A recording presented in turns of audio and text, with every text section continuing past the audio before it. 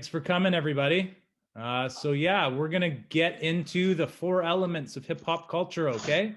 And we'll be showing you a lot of different things today. We'll be talking a little bit about hip hop history. So I hope you all kind of are interested in where hip hop came from, in the dance part of hip hop and in the art form. So as you can see from the first slide there, hip hop is composed of four main elements: graffiti, MCing, which people sometimes known as rap artists, and b-boy, b-girling, which is the dance part of hip hop culture, and then the DJing, which is kind of the records playing with the music and making different sounds and combinations with that. So yeah, we're gonna jump right into it on the first slide, okay? So we're gonna talk a little bit today about social justice and how that's connected to hip hop experience. So social justice focuses on two major things. It focuses on equality and equity. Does anyone know what equality means or what it means to you? Anyone want to try? If you don't know, that's okay. You can put up your hand if you do, and you can comment and turn off your mute. I think it means trying to show that we're should be equal. We talk about a just society, but certainly there are some various inequalities, and we all try to be on the same. Or hopefully, we're all being recognized equally with the same legal rights and whatever else not. And I know in the States, we certainly have seen a lot of injustice of the problems they've had there. But we, even Canada, would attain wanting to attain the same thing, no doubt. So absolutely, yeah. Thank you for. So, what was your name, sir? My name's Rob. Actually, Rob. Nice to meet you, Rob. Thank you for coming. And that was a great response. I really liked it. So as you can see by the picture, it does a lot of the explaining for us, right? So equality on one side is the notion that we all get the same things. We have equal rights as human beings, right? Whether we're a man, a woman, or you identify as another gender, we have all different types and we're all equal. And so as you can see with the platforms on the picture, you have three stools that are the same size, right? So we have equal rights. And then you have some people that can reach the apple, as an example, and some people that can't, right? But we're all equal. And that's an interesting concept to kind of think about, right? Because the person in the middle and the person on the right under the equality can't reach the apple, right? So that's what equality is. We're all given the same rights to the apples, but we all can't reach it. Right? We can't, and that goes for any opportunity in life, is we can't all reach it, even though we're given those ideas that we can. And so equality on the right has three different stools, as you can see, right? And they're all different heights. So with equality comes equity, where we're all equal. We can get the same opportunities, but we can all actually reach those opportunities. See how everyone's grabbing the fruit? And so that's kind of the example, and that's kind of where the social justice idea came out. In terms of the late 60s and early 70s. I don't know if any of you know, but there was a war going on at the time known as Vietnam. Okay, and that's where we'll get into it, okay? So a lot of people disagreed with war, and still to this day, we disagree with some of the ideas of war and what it's for, what it means. But the social justice era of 1960s kind of adhered in a period of time when social consciousness of Americans burst forth, coinciding with our concern over racial discrimination and poverty. So for example, when we're talking about hip hop today, this was during the times when hip hop was becoming an art form or a subculture, as we call it, right? And so during that time, in the 60s, kind of through the 70s up to the early 80s, you have neighborhoods in New York, which is where the birthplace of hip hop started. So we have, the Bronx in New York. I'm sure you heard of Manhattan and Queens, New York. And these are different neighborhoods in the area that are in the New York State, rather, that, was the birthplace of hip hop. And so at the time, when people were frustrated or they disagreed or they wanted their voice out in the community, a lot of them didn't have the opportunity to really get into the media and get in talking about, how maybe their situation was unfair. And that's where we bring in the idea of equality versus equity, right? So they're all equal to either stay in their communities, enjoy what's in their communities, or move out of their communities. But some of them didn't have the resources to be able to do that, right? Like any other resources, we can't always reach that fruit that's hanging there, even though we're all entitled to it, right? And so at the time, this is why people created an art form called hip hop, Okay, so hip hop means a lot of different things. And so if you all read the poster that we sent out for the kudos event for today, you'll see that the word hip and hip hop, right? So these are actually kind of two separate things that work together, okay? So hip being the idea that we understand, and hop being the movement that's projected, okay? And so hip being knowledge, okay? So it's what we know of ourselves, and hop is how we move to the knowledge of how we understand ourselves, okay? And so together, hip hop was kind of a birth to a new art form where people could really do this in their communities. And that's what came to be known as graffiti, emceeing, b-boy, b-girling, which is the dance portion, and the music part, right? So we have 4 different aspects. So let's jump into it with graffiti. All right. And we'll get to dancing, and that'll be definitely a big part of the whole reason why we all came to this experience today. And we'll start to get to that at the end when we can maybe share some of our moves and you can see that. But we'll start out with graffiti. So graffiti art at the time was a form of art expression. Okay. So graffiti came way before hip hop even started, even like a century before. So it's the idea that we do writing through, some kind of markers, spray paint, different mediums like that, and we put it on things like walls. So it was seen as a very illegal activity to be doing, right? It even started backdating as far as the Roman times. And then, of course, during World War II, when propaganda was a big thing, and we were seeing all these images, different signs and decals and writing were written on windows, on buildings. And so when hip hop was coming to be in the 70s, we get something like graffiti, where it really shows what's happening in the community in New York at the time. And so you got these graffiti artists. So yeah, let's go to the first point there.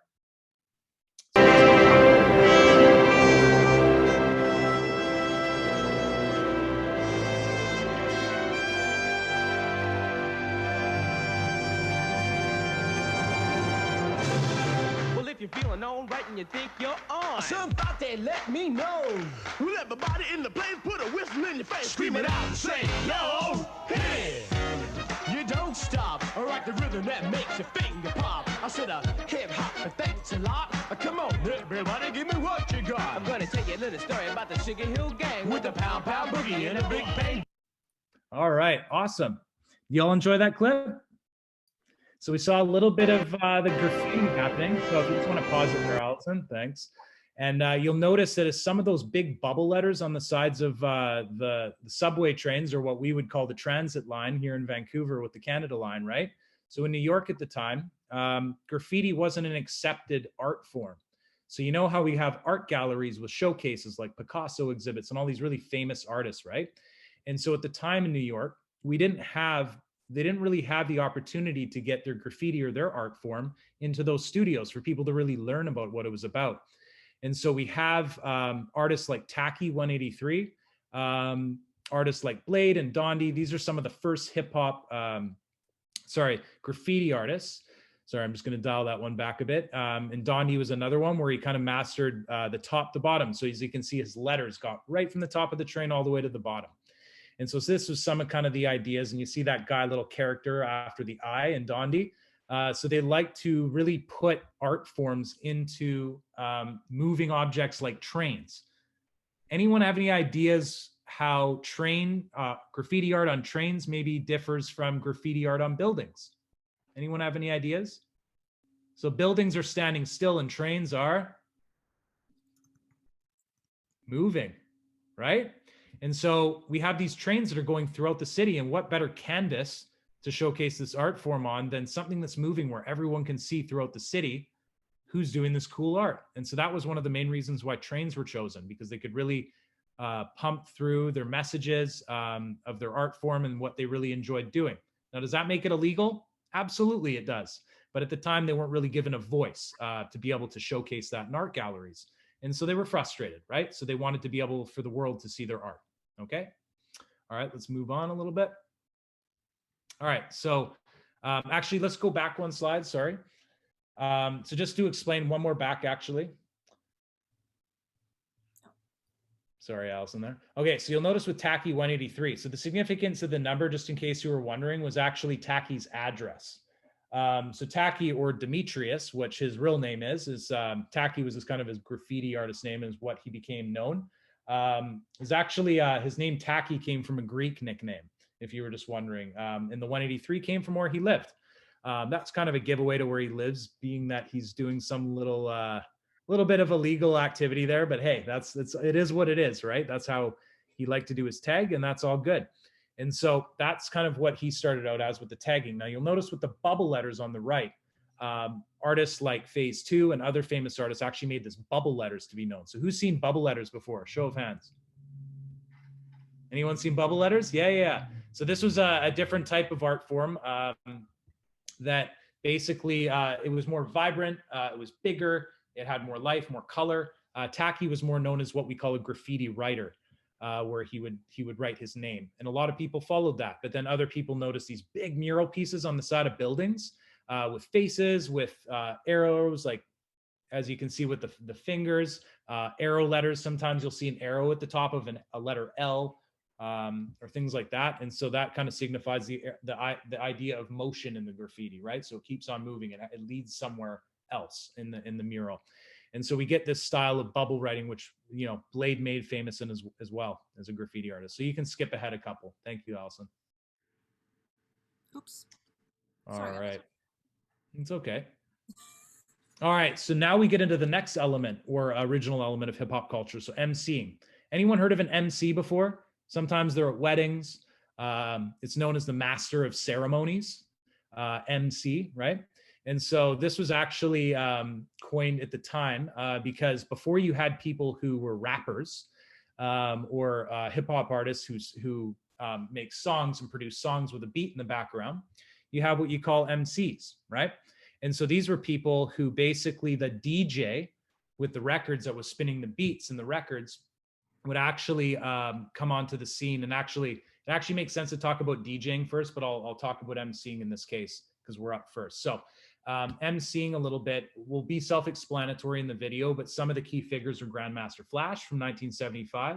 He was one of the pioneers of MCing, and Grand Wizard Theodore, which you'll see a clip of after this slide. So if you just want to roll the clip, I'll explain a little bit after that.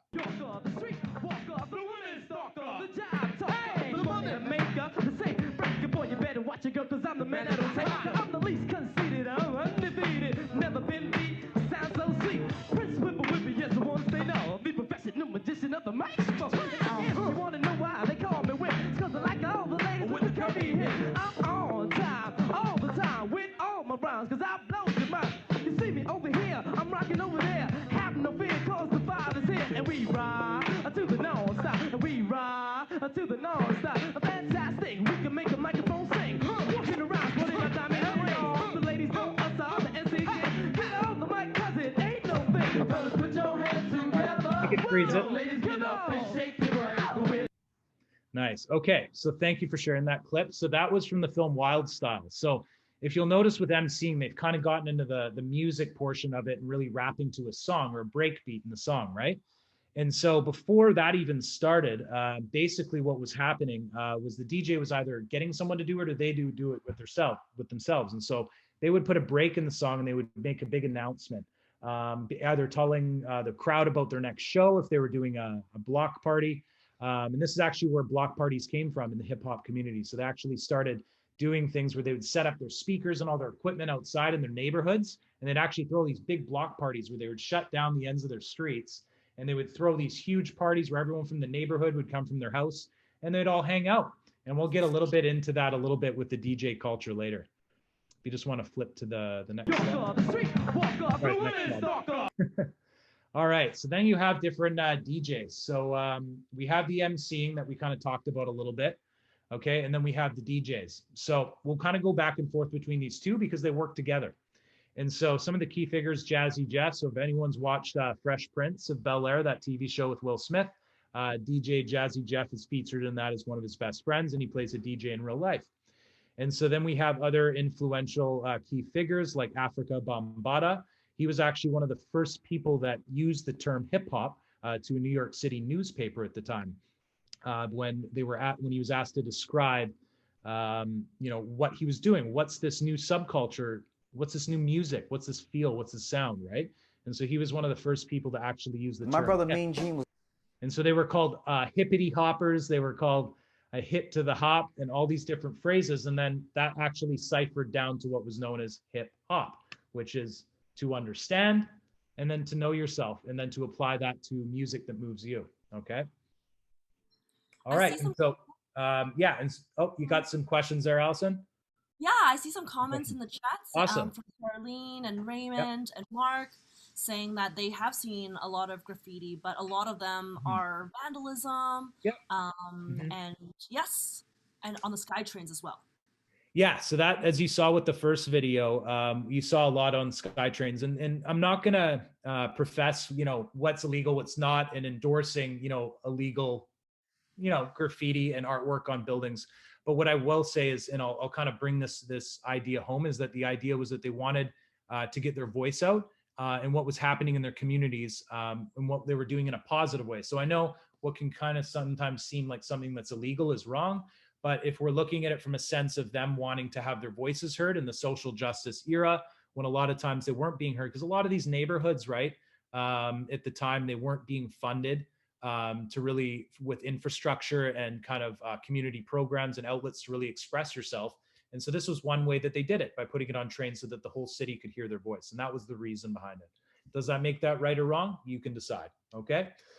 All right, and so Africa Bambaataa, I'll just go into it a little bit before you jump into the Grand Wizard Theodore clip. But Africa Bambaataa was actually one of the first hip hop DJs, and what he really made famous was playing records that were all different types of music. Okay, so it really catered to the community and what different cultures, people were coming together to make these block parties, right? To kind of make everyone happy in the big party that he was throwing. So yeah, if you want to play the video, he'll talk a little bit about how scratching became popular. Okay, you can roll it. They pretty much started together. All the equipment that they owned was in my mother's house. So I would just see them every day, just DJing and stuff like that, doing parties, help them carry the equipment, go downtown and purchase records for them and stuff like that.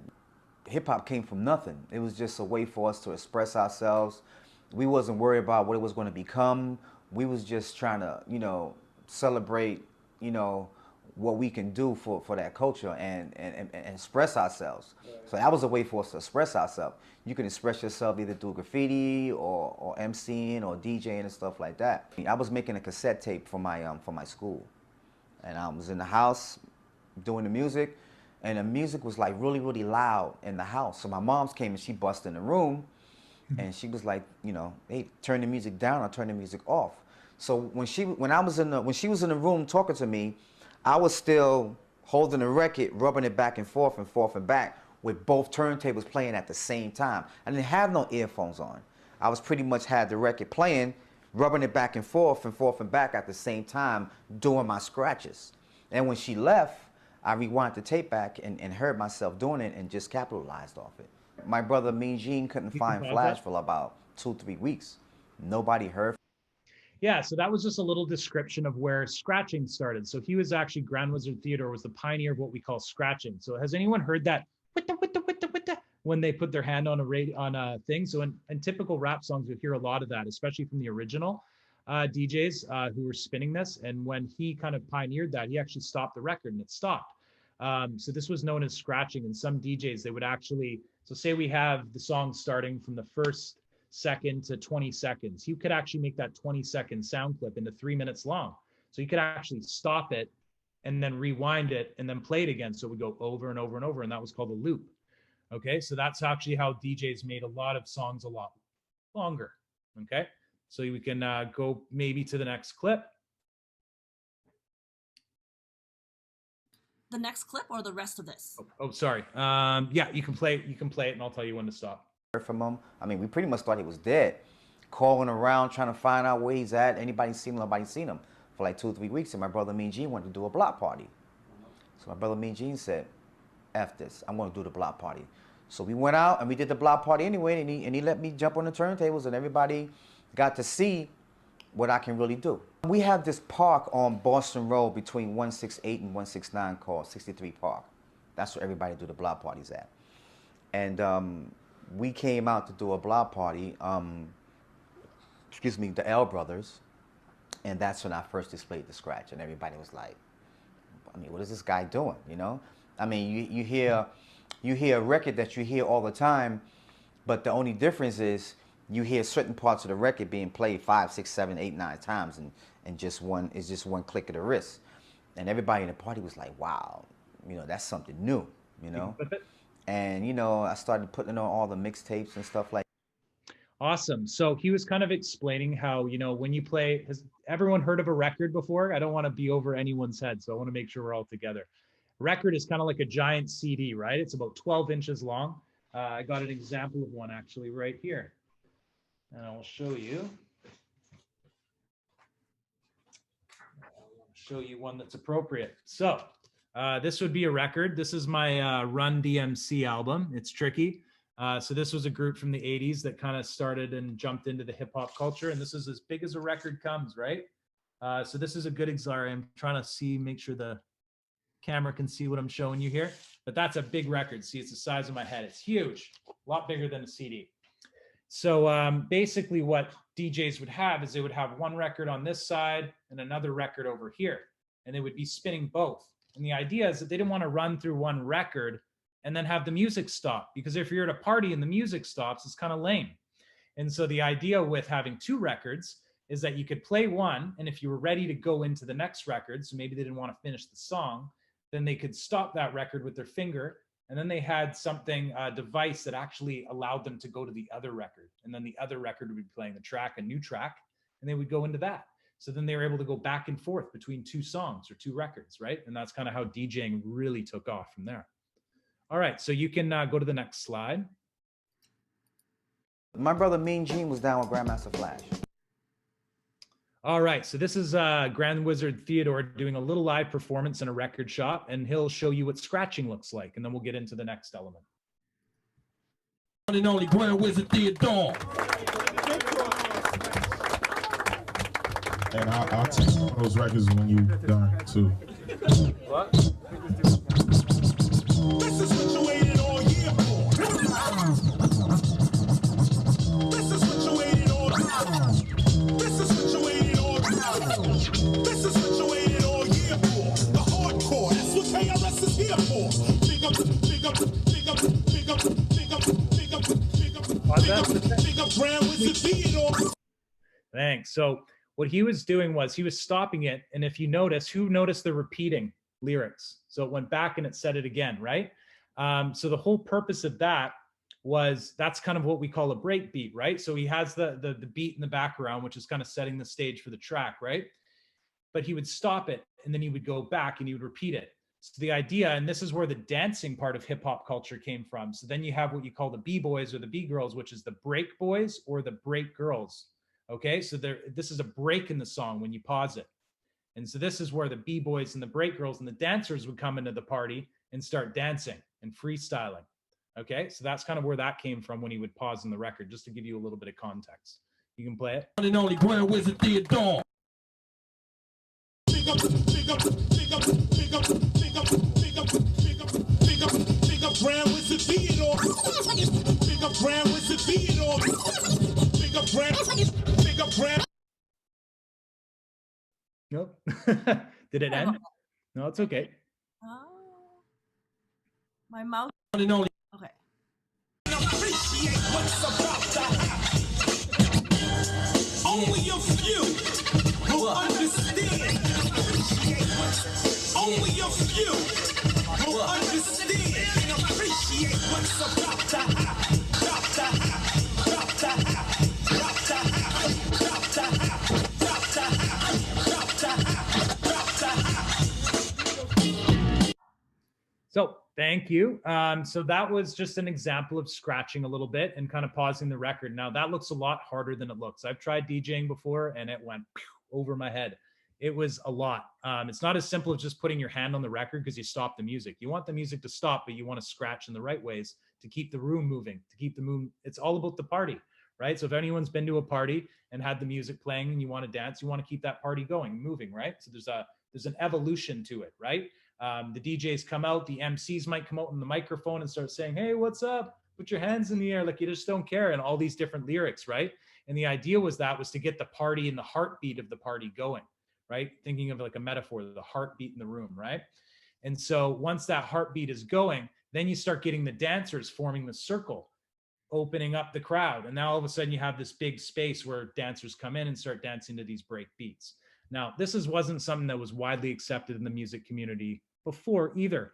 And the reason why is because some people saw it as maybe destroying a music or a song that was really well produced, and you don't hear the lyrics and the meaning is gone. But really the idea of DJing and MCing and all these breaks in the songs that I'm talking about is to get people dancing. It's not about focus on the song and the idea of the song. It's more the energy of the song and what it can do for your body. And that's where the dancing comes from. So we're not really so much paying attention to lyrics as much as we're paying attention to the bigger picture of the party. All right. I see Deanna has a hand up, and we also have a shout out from Janie. For anyone that's interested in DJing experiences, we have a one-on-one host that has a turntable and would like to invite people to try that out there. So that's the catalog. And great resource. Go to Deanna. Hey, hi Kelly, how are you? Good. How are you doing? Who's this? You don't mind me asking? Oh, it's Deanna. Sorry. Deanna. Oh, sorry. Yeah. That's okay. How long have you been DJing for? So I'm actually not a DJ. No, it's okay. I'll just clarify. So when I was brought up, and I'll just give you a little bit of background, because I actually failed to mention that at the beginning. So I'm going to rewind a little bit, and I'm just coming on for the first time, okay? So basically my background is mostly a dancer. I'm coming up kind of in the dance community. And so when I first got into dance, I was actually more into creativity and the choreography piece before I actually learned a little bit more about the hip hop culture. And when I learned about the hip hop culture, I realized it's more of a free style dance rather than a set of moves that you dance to perform. Although there is that performance aspect in that hip hop culture. I'm hearing a little bit of background noise there. Oh, there we go. Thank you. Sorry. And so basically, when I was coming up in the community, I was more of like the dancer and not really understanding all the other various elements until I kind of, I was really interested into it. And so I actually started getting into the battling scene and dancing and that sort of thing. And so once I kind of got accustomed to that and started taking classes, actually at Harbor Dance Center, it's a one downtown Vancouver that I started taking classes with my good friend at the time, and he kind of roped me into that, and then I got into the choreography of it, and then I actually realized that original hip hop wasn't choreographed at all. So it wasn't like you show up for a dance class and you do a set of moves to a song and then you leave. It was more so you put on the song and you just dance to it. You don't think about it. You just kind of go with the flow. And so after I kind of learned about that, I learned about a dance company called Soldiers. And so when I auditioned for that, that was actually my very first audition I ever did. I randomly got in, and so I was like totally blown away. I was like, I can't believe I got in. And once I was in that company, we actually learned the historical and 4 elements of hip hop culture and what it means. So the DJing, the MCing, the breaking, and then all the other elements. And so, and so when I learned all of those things, I kind of realized, okay, I have to dial it back a little bit and learn these things. And then that's when I kind of learned that, hip hop's a lot bigger than what it seems. It's not just a dance. And so just to clear up your question with the DJ pieces, I'm not actually formally a DJ. But when I got into the company, we brought in resident DJs and we brought in dancers from all over the world to actually teach us the art forms within these elements. And so I know a lot of bit about the history of DJing and all the other elements, but I'm not actually formally a DJ. And I'm aware that we have about half an hour together. Yep. I see one more question from Brody. So maybe we want to grab that question and then move on to exactly what you're talking about from dancing. Absolutely. Go ahead, Brody. Hi. Hello. Sorry. Well, I did watch Prince of Bel-Air. I really did like his DJing. Okay. But I heard, and it is true, I heard with, the turntables, I was watching something and I heard it one time in heavy metal, is that true? One time in heavy metal, they did a turntable and a song? So there has been, I'm not sure if I'm answering your question, but there has been a time throughout hip hop history when, because hip hop is, believe it or not, one of the most top selling, it is actually the top selling music of all music out there on iTunes.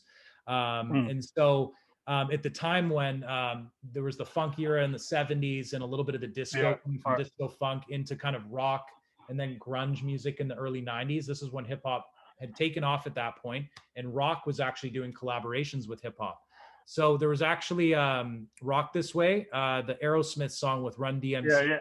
Yeah. So they actually collaborated together, and they did the Walk This Way song together. So it featured a hip hop group known as Run DMC and Aerosmith, and they were actually collaborating together. And so that was kind of neat to see.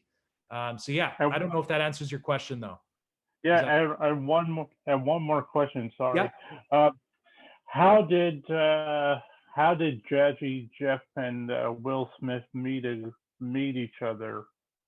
That's a very good question and a very specific question. And to be 100% honest, I actually don't know the answer to that. I know how. Sorry. Oh, you do? They you met. Want to tell us? Yeah, they met in Philadelphia. That would make sense. Yeah. Will Smith went into a club, and he found this guy called Jazzy Jeff, and he really liked his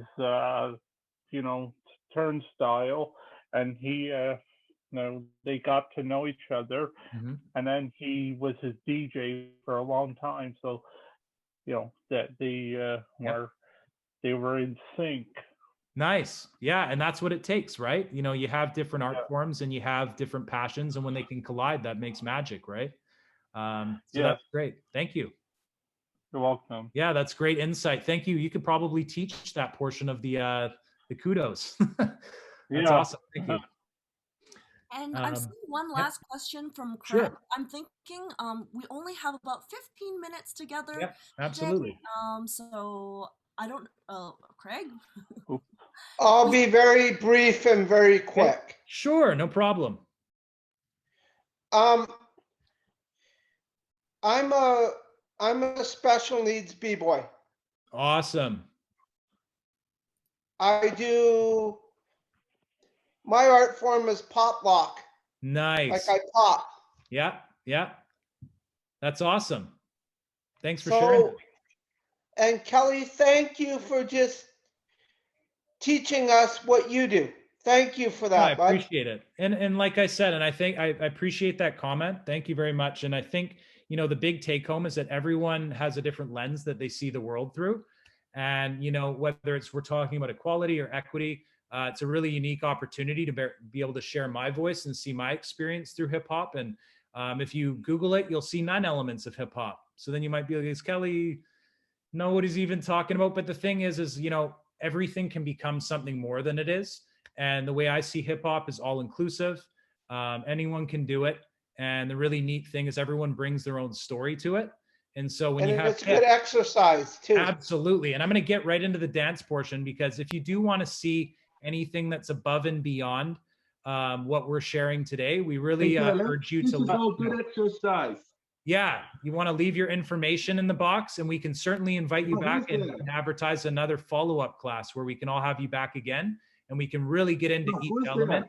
Yeah, we can break it down, so we can do a whole thing on dance or whatever you guys want. Or you can make this as an experience on the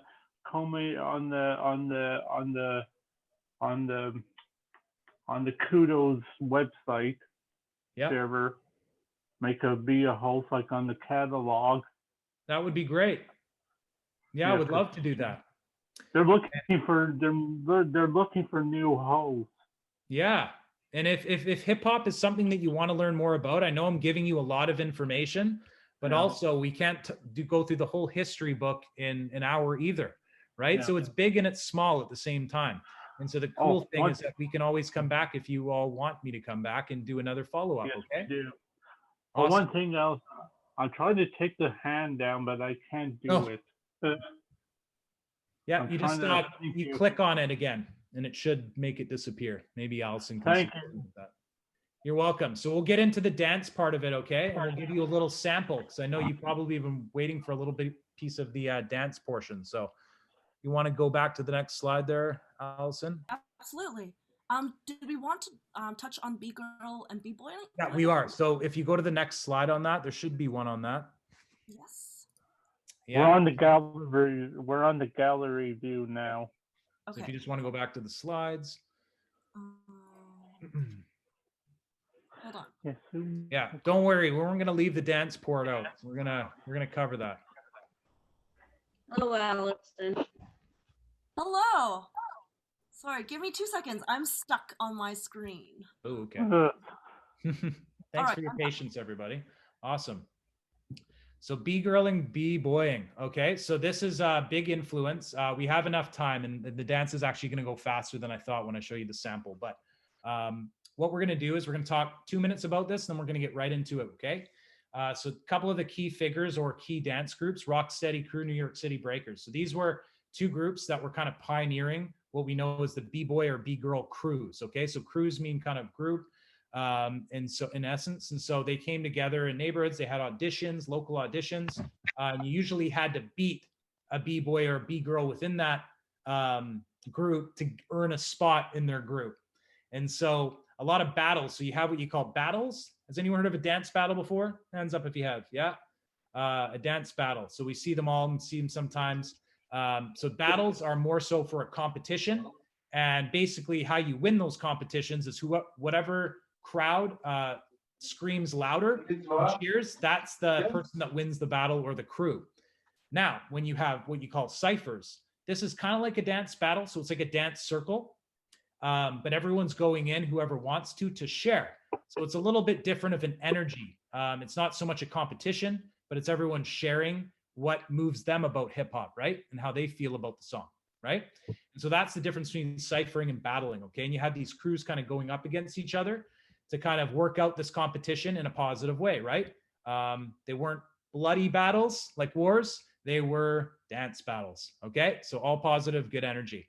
All right, so if you want to play the clip, and then we'll get into some little samples.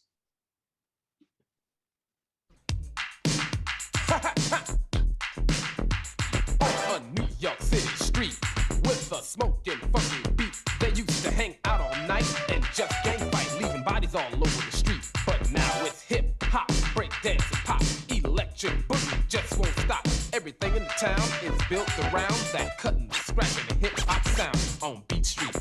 Beat Street. Kenny is the DJ known as Double K, and he says he's gonna make it someday on Beat Street. Beat Street. A creative innovator to his heart. His name is Ramo, and his specialty is art on Beat Street. Beat Street. Henry is a drummer and an ex-Marine. As a strange singer, patience of the Beat Street scene on Beat Street. Beat Street. Music is a language understood, and the goal is to make it to Hollywood. Some tape it, play it, dance or spray it on the walls, on the halls, and some just say it on Beat Street. On Beat Street. Spinning on the sidewalk, trying to make a buck. Little brother Lee's gonna need a little luck. He's a breakdance spinner, contest winner, but just like the rest, he's looking for a break on Beat Street. Beat Street. If you don't know what hip hop is about, then stop, look, and listen and check this out. Beat Street. Beat Street. Beat Street. Beat Street. Beat Street. Beat Street. Beat Street. Beat Street. There's Santa Claus doing a little dance in the Bronx. All right, so that's just a little sample of b-boying or b-girling, and they dance to the beat. So they're break beaters, or they dance to the break in the song, right? So that's why they're not focused so much on the lyrics, but the energy of the dance, okay? Some of them were ciphers, some of them were battles, okay? Just depending on what event you're going to. All right, so now, I don't know if I need to turn on my little thing, but I'm just gonna show you a couple of moves. Some of the first hip hop moves that we got created at the time, okay? Yeah, so Kelly. I'll show you a breaking move. Yeah. You're going to want to share your advanced sharing so we can grab that music. Yeah, I'll go to it. Okay, am I good? Looks good. Awesome.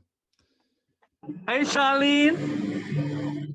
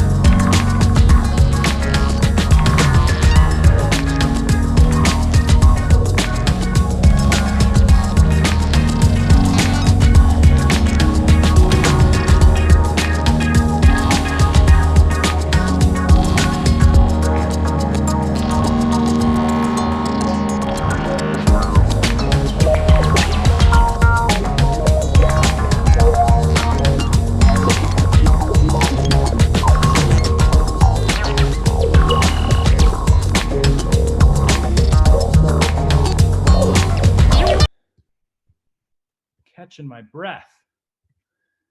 So that was just a little sample. Okay, can you hear me? That was cool.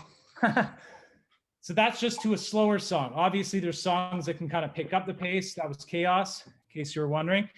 And so, yeah, hip hop has obviously evolved. Like at a wedding? Say again? You could play that like at a wedding something, because I've heard that kind of music at a wedding. Definitely, right? And so, yeah, it's a little bit slower of a beat, right? Yeah. But the idea is that we're not doing a dance move right through. We're really trying to listen to the beat and how we feel about it. Everyone's going to feel differently in dance, right? We all walk differently, we talk differently, we're all going to dance different. And so that's kind of the cool thing about hip hop, is that even if you're doing like choreography, like the same steps in a dance group, we're all going to look a little bit different, and that's okay. That's what makes hip hop colorful, right? Yeah. And so I was just showing you how, you know, I feel and vibe to music, right? Now, there's a lot of controversy out there with the idea of dancing hip hop to, say, a pop song or other things. And a lot of artists that you'll see on, like, you know, music tours, like if you go to a Justin Bieber concert, he'll dance a lot of hip hop and do hip hop moves. And that's totally okay. I don't think there's anything wrong with that at all. Some people think, well, that's not hip hop because he's a pop artist. Well, I would disagree a little bit with that coming from me. How I was taught is, yeah, that's not hip hop music, but they're using hip hop moves to dance to a pop song. It's just what it is, right? So if I put on something else, I'm just going to give you another sample that we can definitely, what I like is rhythm and blues. So there's all different genres. I know we're running a little low on time today, but what I'll probably show you is one more sample and I'll sum it up, okay? Because I definitely want to get to into a little bit more of the dance and the different genres under the hip hop umbrella. So if we have an umbrella, you picture an umbrella, okay? And you have all these different styles underneath the umbrella. So everyone's heard of old school hip hop, right? Yes. Yeah, so that's kind of that vibe that I was doing, where it was kind of like getting down with the downbeat, right? And then the upbeat, where you kind of come up. It's hard to break it down and twist my computer and everywhere to give you a really good sample. But there's all these different eclectic styles under the hip hop urban street dance culture. And so we have things like popping and locking, which one of us described in here, right? So popping is the idea that your muscles are loose and we pop it. See how I kind of flick my wrist up? I don't know if this is boom, boom, boom. And so we might put on a song. Has anyone heard of Chromeo before? That's another good song, I think, to pop to. Let me just see if I can put one on real quick and I'll show you a sample, okay?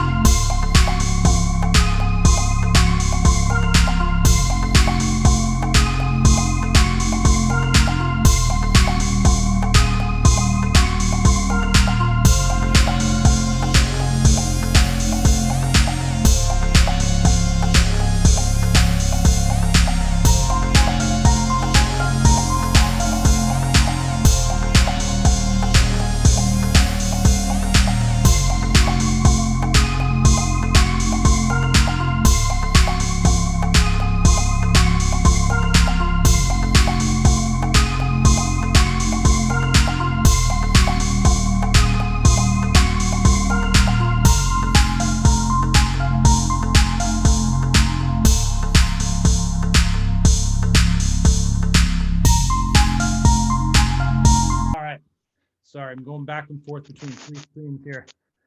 Okay. I don't know if it kind of came out really clearly, but basically popping is loose muscles.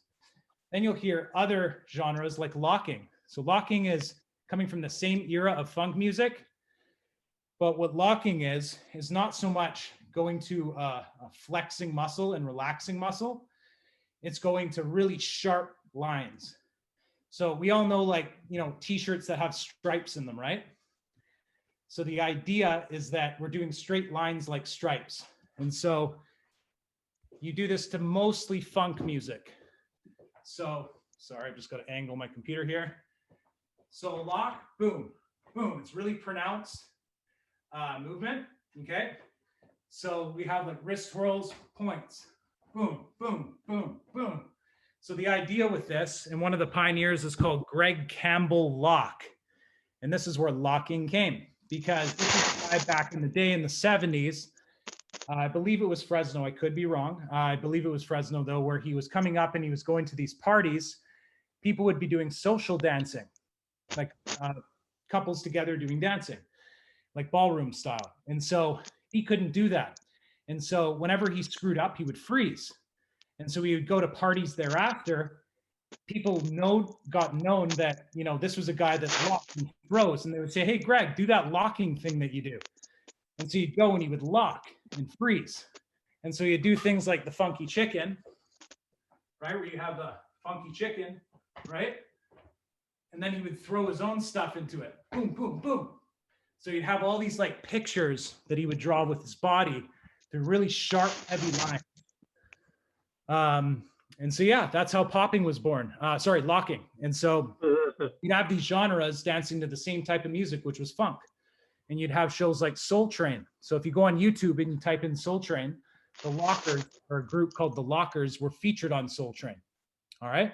And so this was a group. So I know we have 1 minute left, but yeah, that's popping, that's locking. That's a little bit of old school. And then you get into the actual break dancing, right? Which is more formally known as the original hip hop dance, which is the freestyle, dancing to the break in the DJ's song, to the MC's lyrics, okay? And of course, graffiti showcased all of that was going on. So it kind of showed all those other elements. So that's your snippet for the hour. I hope you all enjoyed it. I know we kind of felt rushed at the end there, but if you do want to sign in again, maybe we can get another group together and we can just kind of focus on all the different styles under the hip hop umbrella. So all the stuff that you see maybe on dance tours with pop artists like Ariana Grande, and they have all their backup dancers. That's a lot of what hip hop dance has kind of evolved to, the studio type choreography. So we can certainly get into that if you guys want it again, but thank you so much for your time. I really appreciate it. And thank you for coming out and sharing and asking all your cool questions.